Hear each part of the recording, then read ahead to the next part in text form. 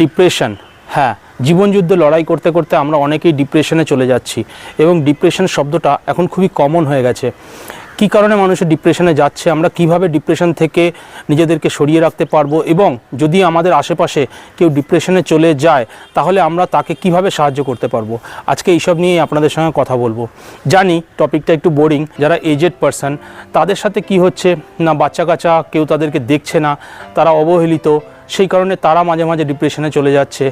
আমাদের middle aged যারা আমরা আছি, আমরা জীবনযুদ্ধে লড়াই করতে করতে শুধু লোন আর লোন, বাড়ি করছি লোন নিয়ে, বাচ্চাকে পড়াশোনা করাবো লোন নিয়ে। তারা ইয়াং লট, তাদের প্রবলেমটা হচ্ছে যে তারা গ্র্যাজুয়েশন করেছে, কেউ MBA করেছে, কেউ IIT করেছে, কিন্তু তারা প্লেসমেন্ট পাচ্ছে না, জব পাচ্ছে না, সুতরাং তারা সেই কারণে ডিপ্রেশনে চলে যাচ্ছে। বাড়ির থেকে প্রেশার দেওয়া হচ্ছে যে টাকা রোজগার করো, কিছু চাকরি বাকরি খোঁজো। যারা বাচ্চারা, কচিকাচারা যারা ক্লাস 7, 8, 9, 10-এ পড়ছেন, তাদের কাছে লড়াই হচ্ছে ফার্স্ট হতে হবে, বেশি নাম্বার আনতে হবে, বেশি নাম্বার না আনলে আমাকে কেউ মানে গ্রাহ্য করবে না, আমাকে সবাই ছোট নজরে দেখবে, আমাকে ভালো নাম্বার পেয়ে বড় হতে হবে, ফার্স্ট আসতে হবে, বাবা মায়ের তরফ থেকেও প্রেশার থাকে।